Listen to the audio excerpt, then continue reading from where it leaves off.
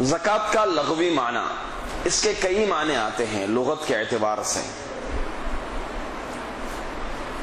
ایک معنی آتا ہے اس کا برکت اور بڑھوتری کے، البرکت والنما، عربی میں کہتے ہیں برکت اور بڑھوتری کے۔ زکا یزکو باب نصرہ سے، جس کے معنی ہوتے ہیں کثورا، زیادہ ہونا، مال کا بڑھنا۔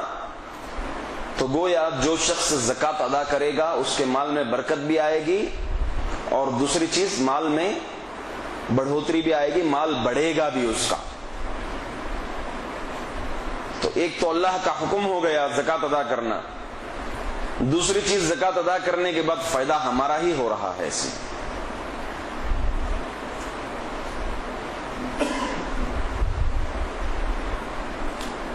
دوسرا ایک معنی آتا ہے زکوٰۃ کا افضل، الیق، انسب، یعنی سب سے زیادہ مناسب، سب سے زیادہ لائق اور سب سے اچھے کے معنی میں بھی آتے ہیں زکوٰۃ کے۔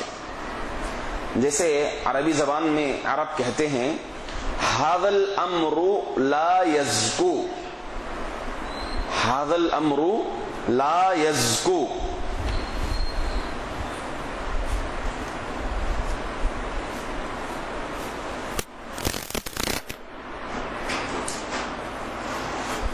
یعنی یہ چیز، یہ معاملہ لائق نہیں ہے، یہ معاملہ لائق نہیں ہے۔ تو معنی کیسا ہو گیا؟ جس نے زکوٰۃ ادا کی وہ معاملہ لائق ہے، اور جس نے زکوٰۃ ادا نہیں کی وہ معاملہ لائق نہیں ہے، مناسب نہیں ہے لغوی اعتبار سے۔ ایک معنی اور آتا ہے تطہیر، پاک کرنے کے معنی میں، پاک کرنے کے معنی میں آتا ہے زکوٰۃ، تطہیر، یعنی جس شخص نے مال زکوٰۃ نکالا تو گویا اس نے مال کو پاک کر لیا، کیونکہ مال میں شر بھی ہوتا ہے، کبھی کبھی مال ہلکا پھلکا غلطی سے بھی آ جاتا ہے مال۔ جیسے میں آپ کو ایک مثال دوں، آپ دیکھے ہوں گے آج کل خصوصی طور پر آج کے دور میں مین مارکیٹس میں بیت الخلا بنائے جاتے ہیں، اور اس میں طے رہتا ہے کہ ایک دفعہ جانے کا اتنا حساب ہے، 2 روپیہ 5 روپیہ 10 روپیہ جتنا بھی ہے۔ تو وہاں پر پانی چاہے جتنا بھی اسراف ہو، پانی کی مقدار نہیں ہوتی وہاں پر، جی پانی کی مقدار نہیں ہوتی ہے۔ تو جو آدمی پانی زیادہ خرچ کیا، جو آدمی پانی کم استعمال کیا، اس سے ضرورت سے زیادہ لیا جا رہا ہے، اور جو آدمی پانی زیادہ استعمال کیا اس سے ضرورت سے کم۔ تو ایسی چھوٹی ہلکی پھلکی چیزیں ہمارے مال میں شامل ہو جا سکتی ہیں، سمجھ گئے مثال آپ؟ ایسی ہلکی پھلکی چیزیں ہمارے، یا پھر ایسے ہی کچھ ہوٹلز ایسے ہوتے ہیں جہاں پر ایک ہی قیمت دے دیں آپ، ان لمٹ کھا سکتے ہیں آپ وہاں پر۔ تو جو آدمی زیادہ کھا سکتا ہے، زیادہ کھانے کی طاقت رکھتا ہے، تو وہ اس سے اوپر بھی کھا سکتا ہے، اور جو آدمی کم کھا سکتا ہے وہ 50 روپے کا بھی کھا سکتا ہے، جو آدمی 100 روپے مقدار وہاں پر طے ہے مگر 200 روپے کا بھی کھا سکتا ہے۔ تو ایسی ہلکی پھلکی چیزیں ہمارے مال میں آ سکتی ہیں۔